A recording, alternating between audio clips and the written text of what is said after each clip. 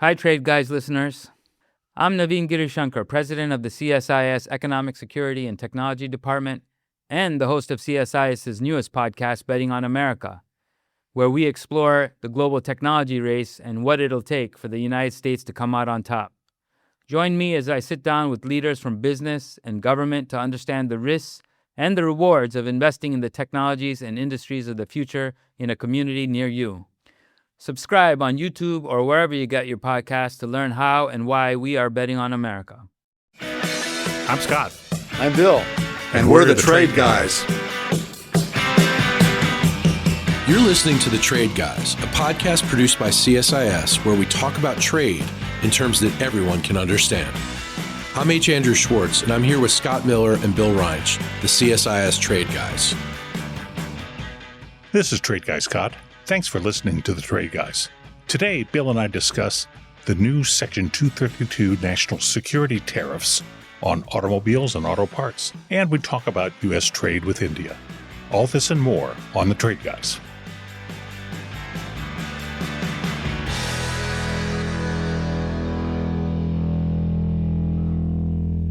Hello, and welcome back to The Trade Guys. Evan Brown filling in for Andrew this week. And first, before we dive into this week's topics, I'd like to throw it over to Scott for a quick announcement. Sure, another shameless plug for Crash Course in Trade Policy with The Trade Guys. This is a very efficient, basically 2 half-day course that Bill and I have taught for several years now. We teach it in sort of seminar style. We cap the enrollment at under 20. And we try to make an efficient use of your time as a potential participant. We start at like 9 in the morning and go through lunch for 2 days. But we cover all the fundamentals of American trade policy and politics and talk about the key issues you need to understand if you are an advocate or a policy expert in the trade space. We offer it once a year in a very sort of compact format, and you get access to us. Bill and I teach all the courses. So the course is scheduled for May 8th and 9th, and it will be held at CSIS, and you can register for it by going to csis.org, Executive Education. You'll find the link, and we'd love to see you on the 8th and 9th. And we'll also post that link in the show notes that you all can find wherever you're finding your podcasts. So we're speaking to you all on March 27th, and we did have plans to talk about things that aren't tariffs today, but those best laid plans were hit by a bus, or maybe rather a Mercedes sedan. So late last night, right after the close of business, Trump announced a new 25% tariff on auto imports. So Scott, can you tell us just kind of what's going on here and what impact should we expect? Well, the executive order used as its statutory basis the Section 232 national security language in the Trade Expansion Act of 1962. This is the same act that was the statutory basis for steel and aluminum tariffs in the first Trump administration, and also the ones that have recently been introduced in the second Trump administration. This is a section of law that was largely dormant, but hasn't been with President Trump in office. You may recall at the end of the first Trump administration that the International Trade Commission did an investigation of the national security issues surrounding auto and auto parts production in the U.S., in accordance with the Section 232. The study was never acted upon. In fact, I'm not sure it was released publicly. It was somewhat ridiculed when the top lines were released, but this is something that's clearly been on the president's mind for a long time. They initiated an investigation and didn't act on it back in 2019, 2020. But here we are. It's a whole new term. It's a whole new ballgame. And all of a sudden, we have 25% tariffs on autos and auto parts not assembled in the United States. So it's quite restrictive. It backs away from every bound tariff we have at the WTO and USMCA, which is all about integrating auto production. It's quite dramatic in its scope, and it's having the response you might expect from that point of view. What he did was put a 25% tariff on, as Scott said, autos and auto parts. They made several distinctions that I think will turn out to be very difficult to implement. One that won't be difficult is the parts kick in May 3rd, not April 3rd, but that's only major parts like engines and things like that.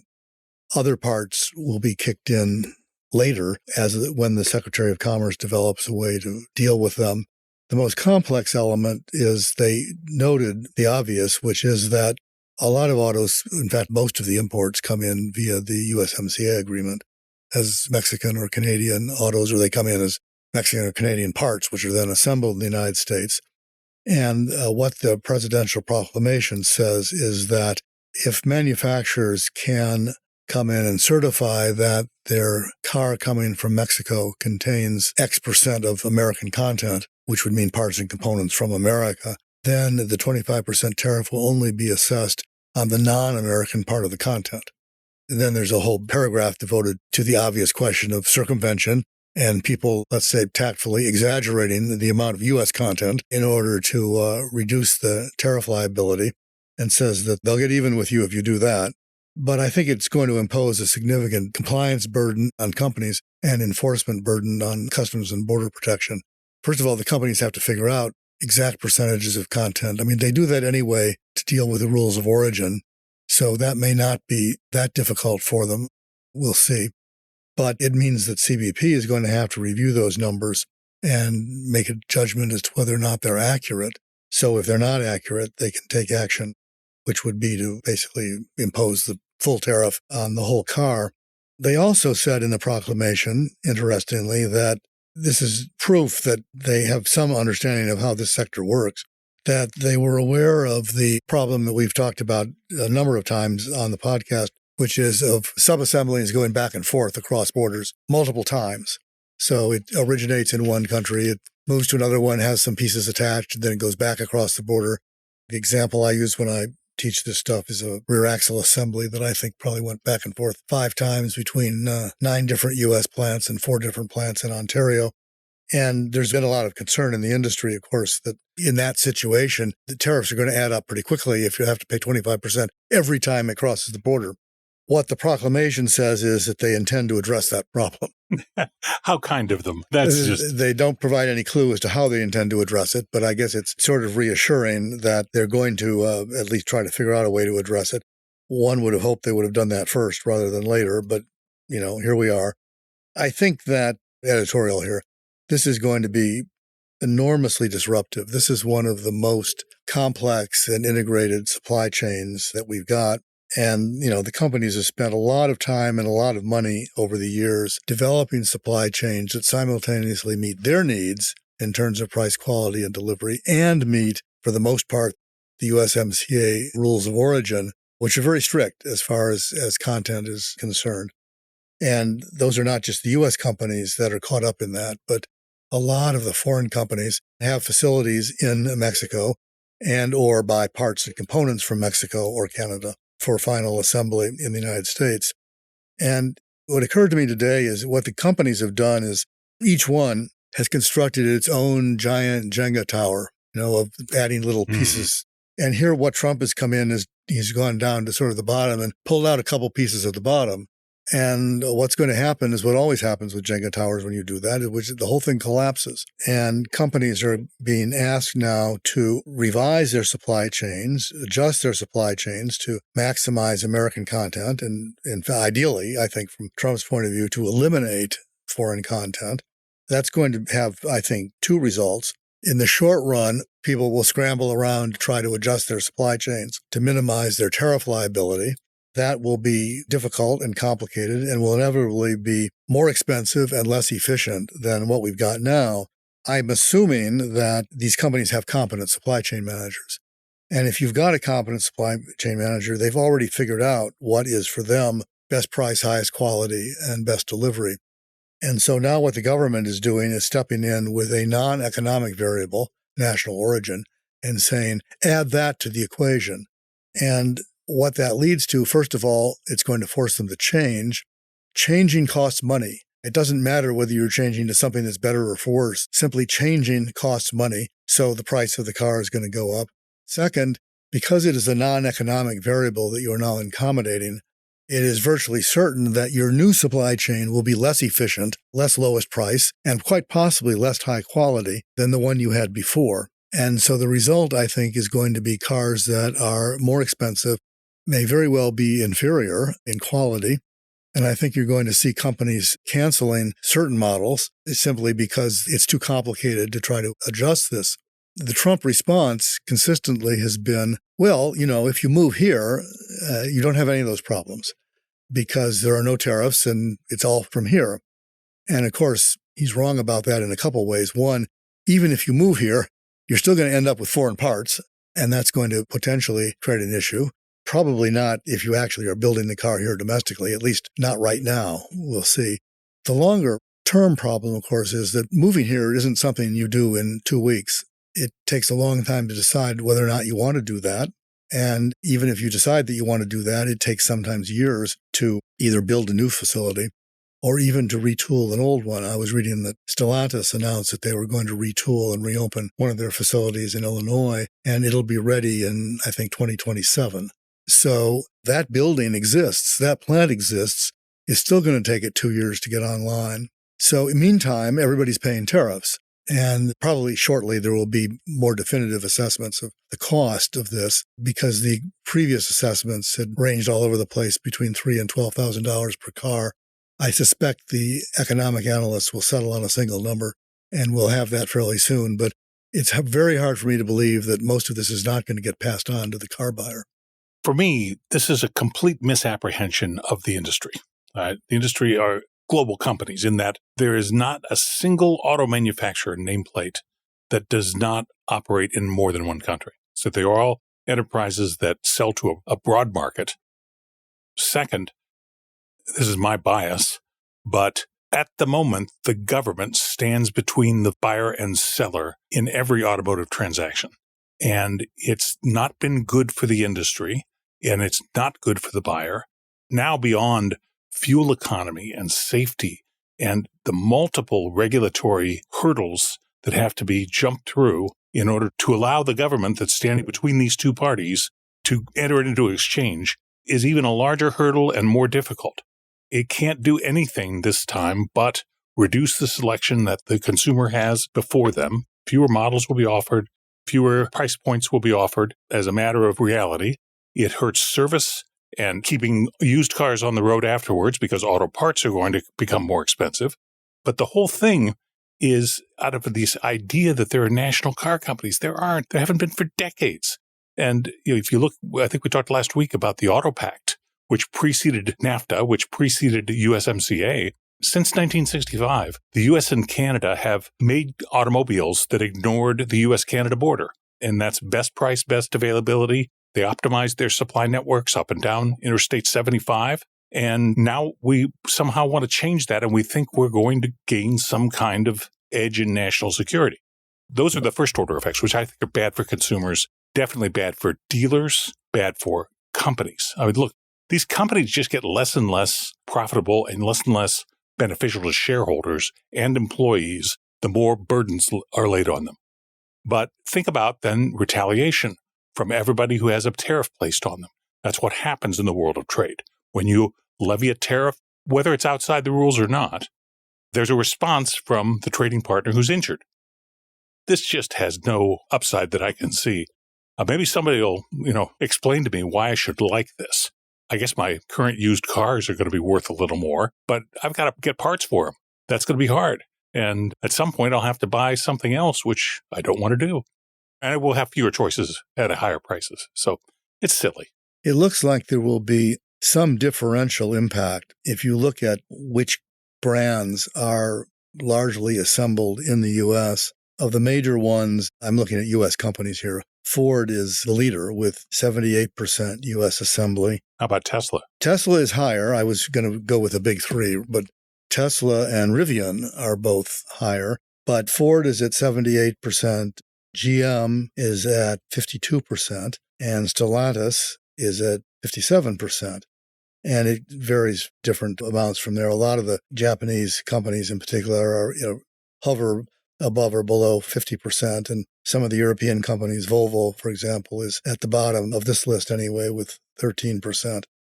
Volkswagen with 21%, although I think that's probably going to be going up because they have plans to expand here.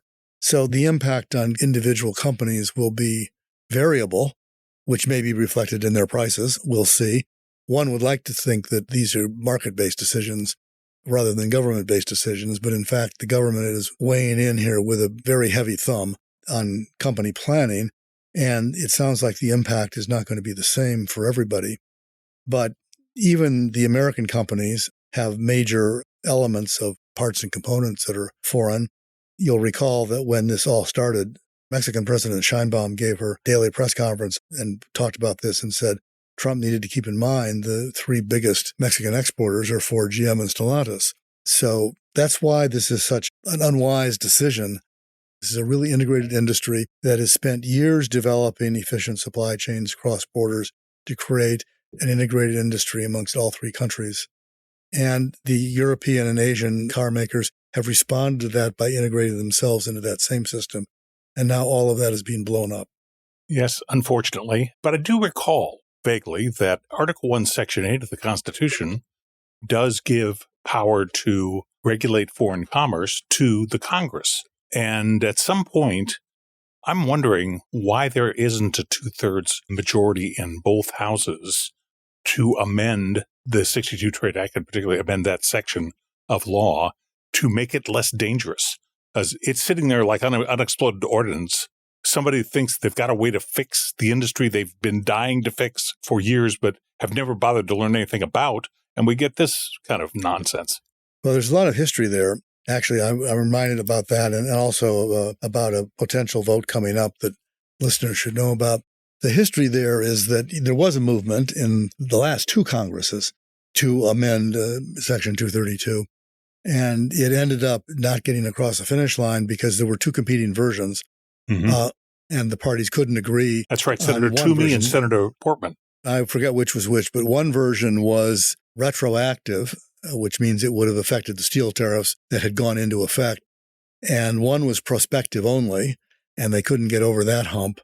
And there was another dividing point that escaped me. But the result was basically the committee chairs, I think in both the House and the Senate, told the authors, look, you guys get together and settle on one version, and then the committee will take it up, which is a logical thing to do.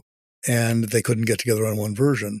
There may be an interesting event next week, before our next podcast, that people should listen to.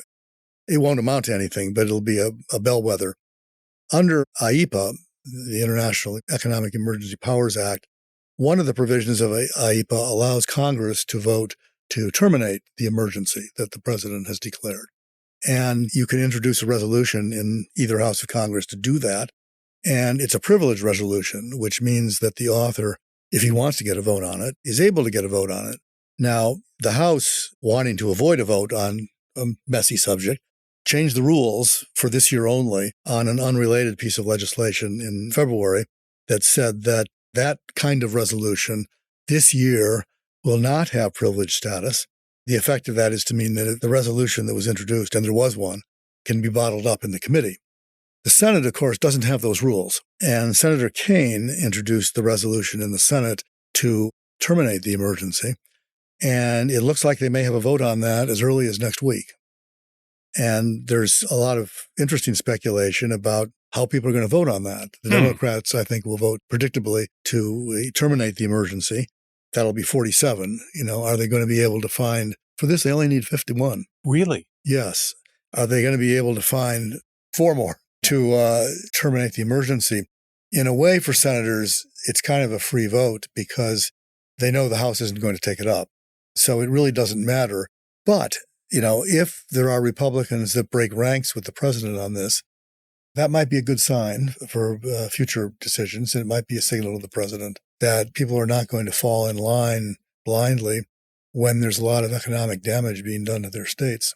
Yeah, we're in a situation where I remember Senator Bennett of Utah had a phrase. He said, president's honeymoon lasts until he presents his first budget.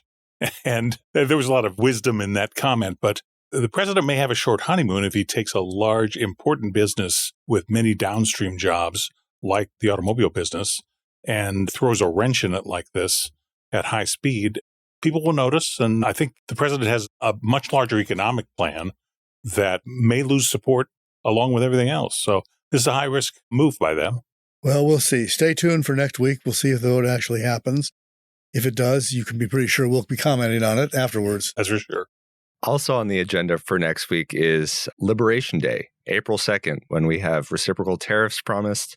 I know Bill and Scott have been tracking or trying to figure out what exactly that will look like, and we'll have a podcast for y'all when that does happen. But a key trade partner that may be in the crosshairs or will be an interesting case study there is India, which is Bill's favorite trade partner. And I'd like to say there was no sarcasm in my voice when I said that. I do sarcasm. You don't have to do sarcasm. So why is India kind of an interesting case here? And what do you think will happen with that relationship? Well, my answer is not much, because that's been the story for the last 30 or so years. This is timely because we actually have a delegation in India right now, this week, having trade talks with Indian officials. As of this afternoon, they're not over yet, and we don't have any report on what, if anything, happened. If the past is any precedent, very little will happen. India is a complicated place, now the largest country in the world, by the way, and one that is simultaneously enormously attractive to Western businesses and enormously frustrating for the Western businesses that go there. We've been having discussions here with various people that do business in Asia, well, not just in Asia, but all over the world. And the question that I've asked on occasion is, if Chinese de-risking is going on, actually Chinese companies are de-risking. So the question then is, well, so where are they going? And who are going to be the big winners of de-risking? And the big winners so far have been Vietnam and Mexico. That's, I think, well established. So then the question is, well, who's next? And the standard litany has been various Southeast Asian nations, which are obvious, and then India, and surprisingly Poland, which we won't be talking about today unless Scott wants to get into Poland. But India is on the list, but it always comes with a caveat, which is, it's certainly a place that we're going to look at, but it's a very difficult place to do business. It is a country that maintains a long legacy of detailed top-down regulation and difficult, extensive permitting processes. It's a country where, rather than asking forgiveness, you need to get permission, and you need to get permission from multiple parties, and you need to get permission frequently. And that has allowed them over the years to really discourage business coming in. The Indian small business lobby is ferociously defending itself against large big box stores and other stores and large companies from other countries coming in, which they believe will erode their competitiveness. And Indian agriculture is famous both on the one hand for its protection on incoming products and on its subsidies for outgoing products. So it's a difficult place to be, but nevertheless, because it's so large and because it has been very successful in some sectors, software development being one of them, it remains a very tempting target. It is the biggest country in the world now, and it has the cohort of young people that is missing in many Southeast and beyond Southeast Asian nations. They have a great youth movement. I saw some consumer research among millennials and younger in India, and oddly, in terms of their interests and desires in life, they look very, very similar to American millennials and younger generations. So there's an appeal for consumer marketing to that massive group of Indian youth and all the way up to really middle age. And so it's a spectacularly attractive group, but Bill's right. It's a terribly difficult place to get scale, not just do business. But if you look at how particularly American manufacturers and distributors do business, and the successful model usually has something to do with scale. That's true with agriculture production. That's true with producing goods and services. That's true with distribution, like Home Depot or Walmart. And scale is so difficult to achieve because of the permit raj, as they call it, is oriented toward those small producers, manufacturers, retailers, those kinds of things. So it's a fantastic opportunity that nobody can seem to take advantage of, but maybe we'll get better at it. There's plenty of upside for India to open itself up and plenty of upside for engaging with them. Whether anybody takes advantage of the upside will remain to be seen.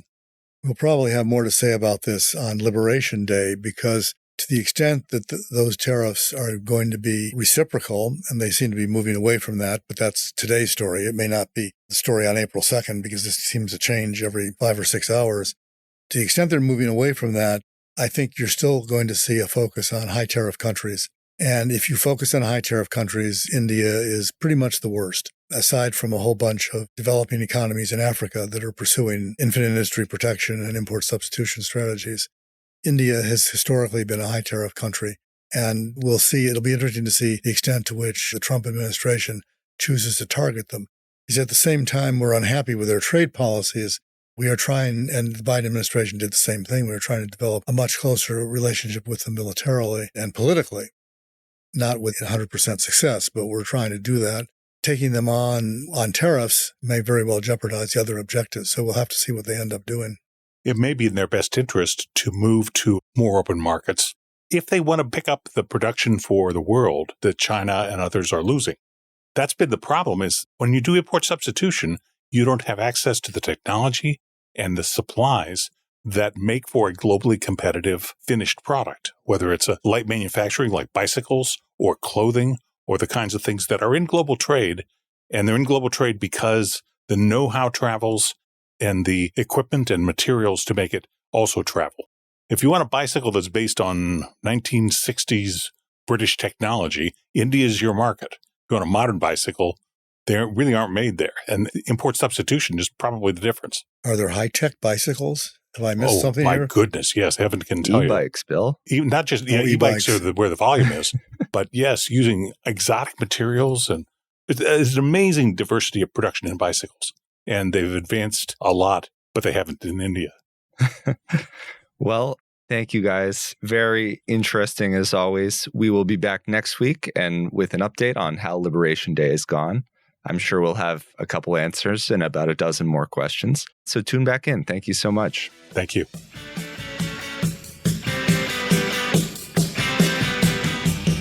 To our listeners, if you have a question for the Trade Guys, write us at tradeguys@csis.org. That's tradeguys@csis.org. We'll read some of your emails and have the Trade Guys react to it.